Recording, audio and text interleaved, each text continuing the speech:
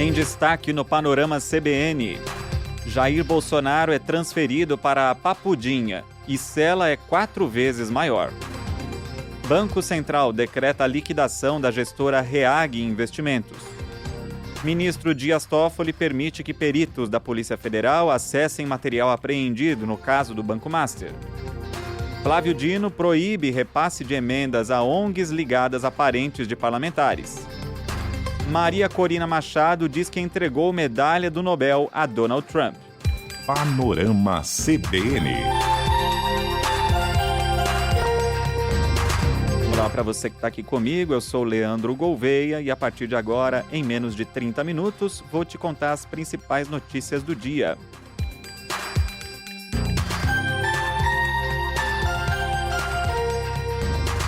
No comecinho da noite desta quinta-feira, o ex-presidente Jair Bolsonaro foi transferido para Papudinha, que é o prédio do 19º Batalhão da Polícia Militar no Distrito Federal. Ele tem esse apelido porque fica a poucos metros das unidades da Papuda para presos comuns e é menor também, tem capacidade para 60 pessoas. A transferência foi determinada ainda na tarde dessa quinta-feira pelo ministro Alexandre de Moraes do Supremo Tribunal Federal. Também já estão presos lá o ex-ministro Anderson Torres e o ex-diretor-geral da Polícia Rodoviária Federal, Silvinei Vasquez, todos condenados por tentativa de golpe. A cela de Bolsonaro é igual à que eles dividem, comporta 4 pessoas, mas será usada exclusivamente pelo ex-presidente. Ela tem 54 metros quadrados, banheiro com box, cozinha, lavanderia, quarto e sala. A cela na Superintendência da Polícia Federal, onde Bolsonaro estava preso, tinha 12 metros quadrados, era muito menor. A mudança foi fundamentada em 3 pontos principais levantados pelos advogados e aceitos pelo STF para garantir a saúde do ex-presidente. Esses pontos são a desconfiança com a comida, a necessidade de fisioterapia noturna e o banho de sol. Então, o local comporta instalação de esteira e bicicleta ergométrica, viabiliza a fisioterapia à noite, além de ter também barras de apoio na cama para evitar quedas, como a que o Bolsonaro teve na Polícia Federal. Em relação à comida, a unidade permite preparo e armazenamento de alimentos no próprio local, além de garantir o fornecimento de 5 refeições diárias. O ex-presidente vai ter direito a banho de sol com horário livre e privacidade, além de horário de visitas ampliado. Moraes também determinou que Bolsonaro tenha assistência integral nas 24 horas dos médicos particulares anteriormente cadastrados, sem necessidade de comunicação prévia. Também autorizou o deslocamento imediato de Bolsonaro para os hospitais em caso de urgência, com a obrigação de comunicação ao STF no prazo máximo de 24 horas da ocorrência. O ministro rejeitou o pedido da defesa para que Bolsonaro tenha acesso à Smart TV. Alexandre de Moraes afirmou na decisão que Bolsonaro, por ser ex-presidente, tem direito a alguns privilégios, mas que a prisão não é hotel nem colônia de férias. Antes disso, a jornalista Andréa Sadi, da Globo News e do G1, trouxe a informação de que a ex-primeira-dama Michele Bolsonaro pediu nessa semana uma audiência com o ministro Gilmar Mendes, do Supremo Tribunal Federal, para apelar pela saúde de Bolsonaro e defender que ele vá para a prisão domiciliar, que é o que defendem ainda os aliados. Andréa Sadi obteve relatos de bolsonaristas e também de aliados do ex-presidente que defendem que ele não tem condições de permanecer na cadeia devido a problemas de saúde. A ex-primeira-dama relatou ao ministro, segundo a reportagem, estar vivendo um drama particular. Recentemente, Alexandre de Moraes negou mais um pedido da defesa para que o ex-presidente vá para a prisão domiciliar. Nos bastidores, bolsonaristas relataram à jornalista que ministros do STF demonstram discordar da posição de Moraes e que, por isso, Michele tenta sensibilizar outros integrantes da corte para falarem com o relator. Procurado, Gilmar Mendes apenas confirmou o encontro, mas não quis comentar os detalhes. Mudando de assunto, ontem o Panorama foi dedicado em boa parte à operação da Polícia Federal contra Daniel Vorcaro, parentes dele e empresários, para apurar as fraudes no Banco Master. E um dos envolvidos era João Carlos Mansur, ex-presidente da Reag Investimentos, uma gestora que administra fundos do Banco Master. Ele deixou a companhia em setembro do ano passado durante as investigações. E a Reag mudou de nome, virou CBSF. E nessa quinta, um dia depois, o Banco Central liquidou a gestora, que a gente vai chamar de Reag mesmo, para facilitar. E é a mesma coisa que aconteceu com o Master no ano passado. O Banco Central alega comprometimento da situação financeira da REAG e graves violações às normas do sistema financeiro. A suspeita é que o Master concedia empréstimos a empresas que depois reaplicavam o dinheiro em fundos administrados pela REAG. Agora, o empresário João Carlos Mansur e outros ex-administradores da empresa ficam com os bens bloqueados. É uma precaução para um eventual ressarcimento a quem emprestou dinheiro. Assim como aconteceu com o Master, o Banco Central já nomeou um liquidante, Antônio Pereira de Souza, da APS Serviços Especializados de Apoio Administrativo. É ele que vai ter todos os poderes e o controle para conduzir o processo. A diferença é que, no caso do Master, milhões de brasileiros investiram no banco e esperam pelo ressarcimento. A REAG só administra fundos de investimento. E aí, com a liquidação, outras instituições financeiras vão passar a gerir esses fundos. O professor de finanças do INSPER, Alexandre Chaia, disse na programação da CBN que as pessoas que têm investimentos em fundos administrados pela REAG não correm risco de perder dinheiro. O que vai acontecer é que durante um período aí de um mês, até desenrolar todo esse processo, esses investidores não vão poder aplicar nem resgatar dinheiro, porque simplesmente, a resgatar até pode, o interventor pode até autorizar a retirada do dinheiro, mas é mais difícil, porque ele vai levantar tudo que tem dentro dos fundos para autorizar que ele vá para um outro administrador, para um Itaú, para um Bradesco, para um Santander, para um outro administrador qualquer, que aceite esse fundo, e aí tem que ver se alguém está disposto a aceitar um fundo que a REAG era administradora. Alexandre Chaia também afirmou que os investidores terão acesso ao dinheiro mesmo se nenhuma instituição financeira aceitar assumir o fundo. O Banco Central, nem a CVM pode obrigar um administrador a aceitar um fundo. O que vai acontecer num caso desse é que aí o condomínio vai ser extinto, então ele vai ser desfeito e vão ser pagos para os investidores os ativos. Então, o que conseguir receber em dinheiro, paga em dinheiro. O que não receber em dinheiro, recebe em ativos. Então, se a pessoa tem lá participação em ações da Petrobras, o que vai acontecer? Vão dividir cada cotista em função de quanto investir, vai receber um pedaço de ações da Petrobras. A REAG já tinha entrado no radar da Polícia Federal em outra investigação, a Carbono Oculto. A suspeita é que os fundos administrados pela gestora foram usados para ocultar patrimônio do PCC. Agora está no centro das investigações relacionadas ao Master.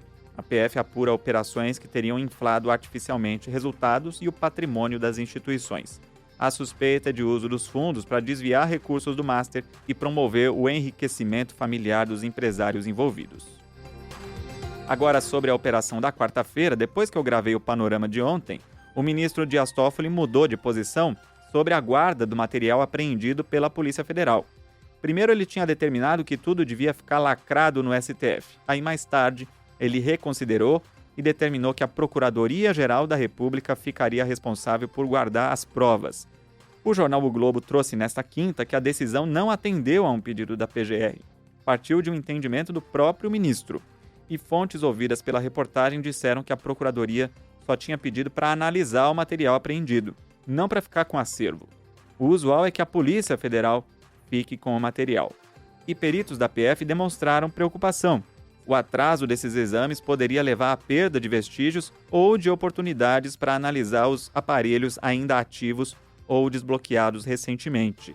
A manifestação está numa nota que foi divulgada pela Associação Nacional dos Peritos Criminais Federais.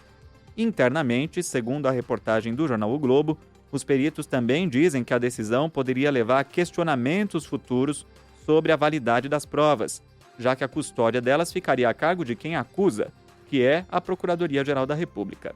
Aí, horas depois, o ministro Dias Toffoli teve uma nova decisão, autorizou a Polícia Federal a periciar os celulares apreendidos, mas restringiu o acesso a 4 peritos da PF. E, segundo o ministro, eles terão livre acesso ao material apreendido e deverão ser acompanhados pela Procuradoria-Geral da República.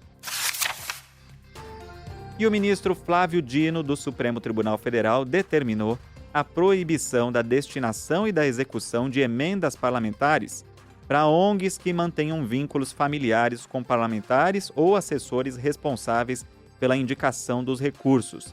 E na decisão, o ministro citou uma reportagem do jornal O Globo, que foi publicada nessa semana, na quarta-feira, que mostrou que os repasses de emendas a ONGs cresceram 10 vezes desde 2019.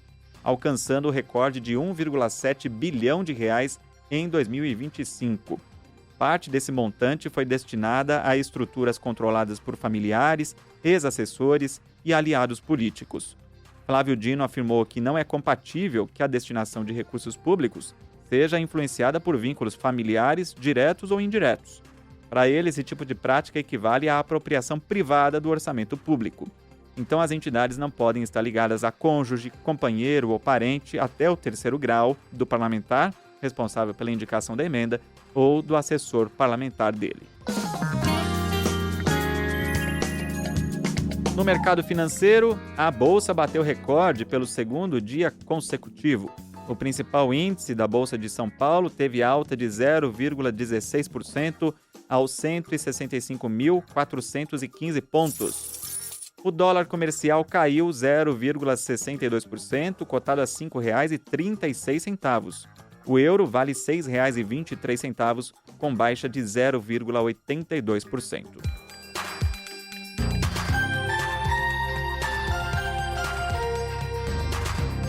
E um desdobramento de uma notícia que eu te dei ontem, a Embaixada dos Estados Unidos no Brasil divulgou um comunicado oficial sobre aquela decisão a respeito da suspensão de vistos para imigrantes de 75 países, incluindo o Brasil.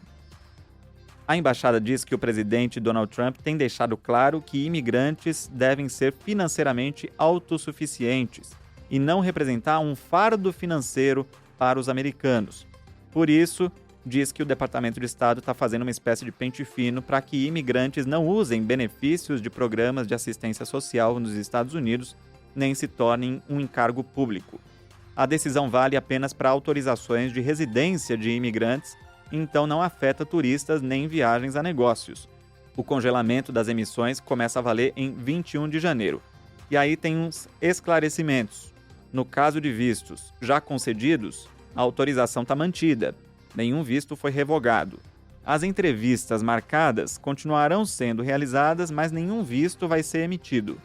Uma exceção à regra é que cidadãos com dupla nacionalidade que solicitarem o visto com um passaporte válido de um país que não esteja na lista de afetados não são atingidos pela suspensão. Partindo agora para o noticiário internacional, falando do Irã. A porta-voz do governo Donald Trump, Caroline Leavitt, afirmou que 800 execuções foram suspensas no Irã depois de um ultimato dos Estados Unidos. Foi questionada por um jornalista e disse que o presidente está monitorando a situação de perto e que todas as opções estão sendo consideradas.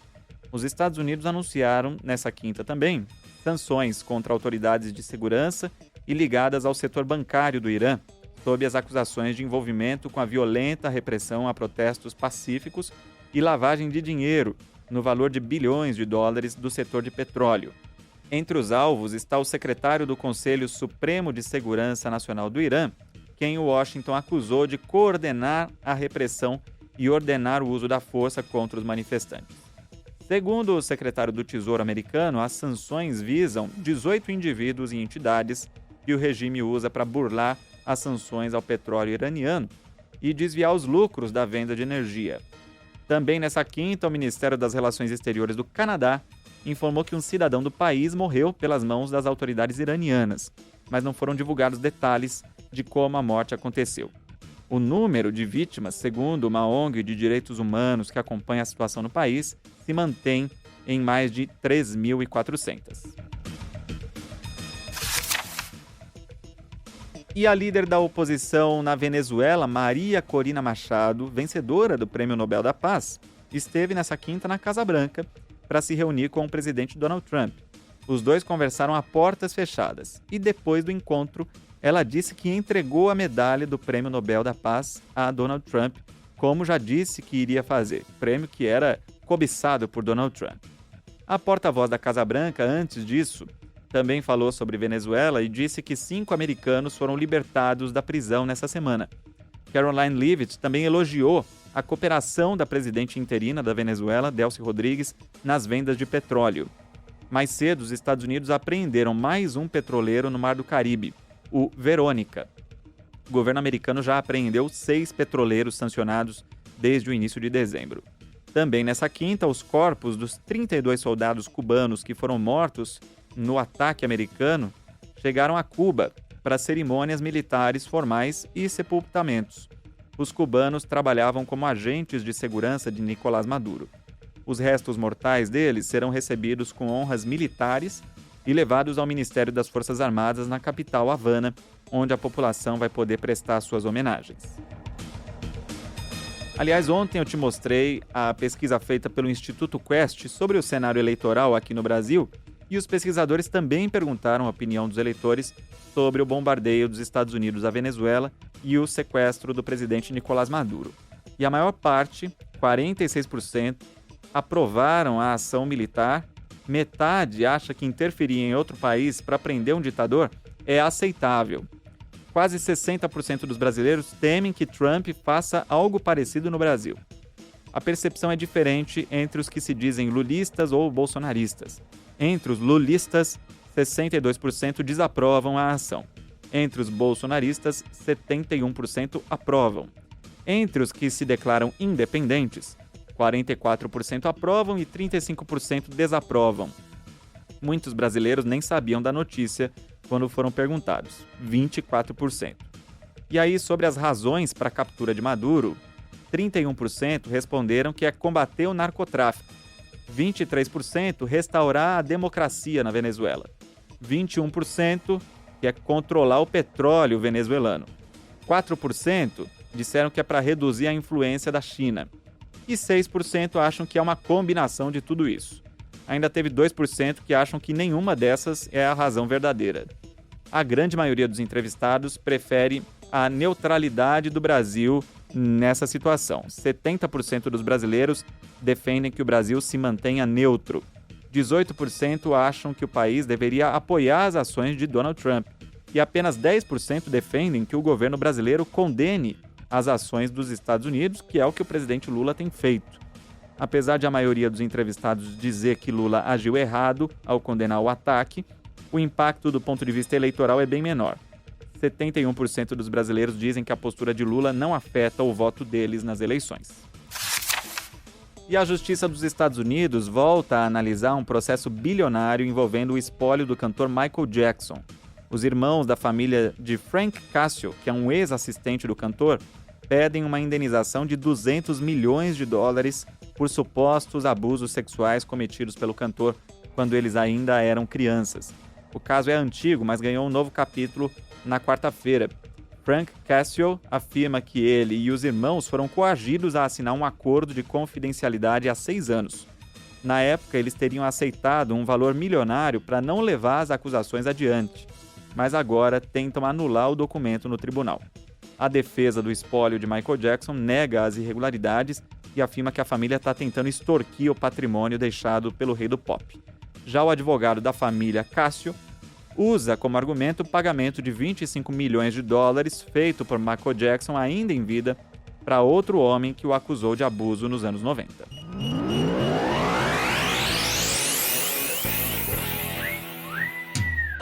E o Ministério Público de São Paulo abriu um inquérito civil para apurar uma suposta gestão temerária que pode ter contribuído para o endividamento do São Paulo Futebol Clube. A abertura do inquérito foi feita em 7 de janeiro e noticiada nessa quinta. O documento cita possíveis atos administrativos com potencial dilapidação patrimonial, desvio de finalidade, favorecimento de terceiros ou familiares de dirigentes e eventual uso de recursos públicos ou benefícios fiscais com risco de violação de direitos coletivos.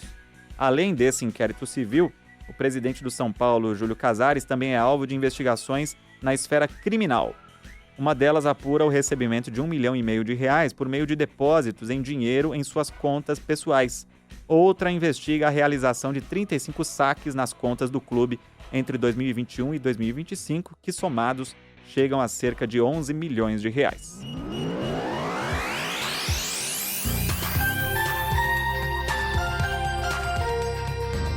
Antes das últimas notícias aqui do Panorama, convido você a mandar mensagem. Meu e-mail é leandro.gouveia@cbn.com.br. No Instagram é só procurar por Lê Reis Gouveia. E eu acho muito engraçado vocês, ouvintes, que na maioria não mandam mensagens, E aí, porque eu cometo um errinho, enchem a caixinha de comentários do Spotify só pra me zoar. Eu vou até reprisar o que aconteceu ontem. Ouve aí. A temperatura média global atingiu 14 graus e 97 centavos. 14 graus e 97 centavos. E o Daniel Mesquita, que tá dando risada aqui na minha frente, nem tinha percebido, nem pra me avisar. Aí os ouvintes escreveram, né? O Júlio Bianco. Fiquei confuso quando ele falou 14 graus e 97 centavos. E deu risada.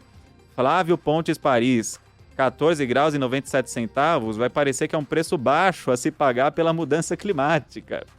E o Rafael Lima, dos mesmos criadores de 6 e ônibus, vem aí 14 graus e 97 centavos. Aliás, um abraço pro Carlos Tramontina. O certo era 14 graus e 97 centésimos. Mas aí eu li rápido, saiu essa pérola que já entra pros anais dos podcasts. Mas teve um lado bom, viu, Daniel? Porque tinha gente que tava me devendo. Aí eu ouvi os centavos e me passou um Pix. E não é brincadeira não, é verdade, viu?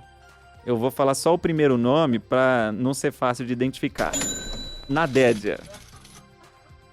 E outra coisa boa é que vocês estão prestando atenção direitinho no panorama, né? Todo mundo foi lá corrigir, mas a verdade é que vocês não valem 1 grau centígrado sequer. Tá certo? Vamos lá para mais participações, então. Rafael Pardim. Olá, Leandro. Acompanha o podcast todos os dias, as 2 edições, diretamente de Boston, Massachusetts. Na ida para o trabalho, à tarde com a Bianca. E na volta à noite contigo. Parabéns a toda a equipe Panorama CBN pelo podcast. Valeu, Rafael. Também o Carlos Daniel comentou que negócio estranho esse caso com o Toffoli. E também um abraço para o ouvinte setembrino que mandou o seu bom dia pra gente.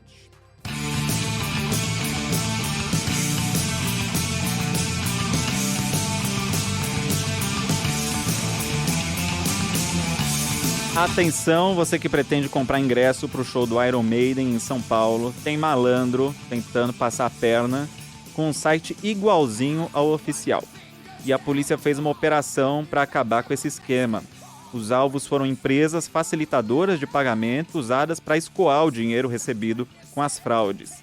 A investigação começou quando um fã foi fazer um pagamento por Pix de R$ 690 num site pirata. E é claro que ele não recebeu os ingressos. E segundo a polícia, tem mais de 600 vítimas. O delegado Alexandre Bento disse que é importante registrar o boletim de ocorrência.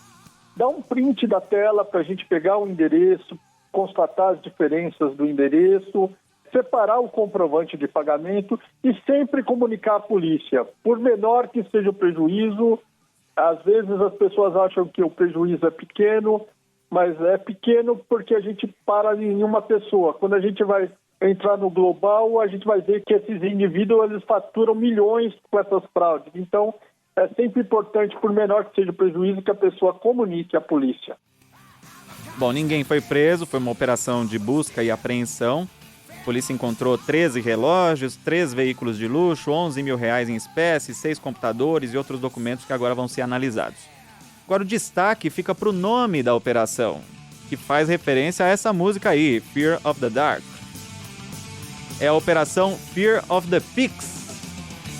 Fica o meu abraço aí ao policial que teve essa grande ideia, essa presença de espírito. E só por isso que eu estou noticiando essa operação. O Iron Maiden vai tocar no estádio do Palmeiras nos dias 25 e 27 de outubro. E com essa, a gente vai encerrando o Panorama. A produção e o roteiro foram feitos por mim, Leandro Gouveia, e a edição e a sonorização por Daniel Mesquita, o Dom. A próxima edição do Panorama chega às plataformas por volta das 7 da manhã com Bianca Santos e eu volto na sequência. Até lá!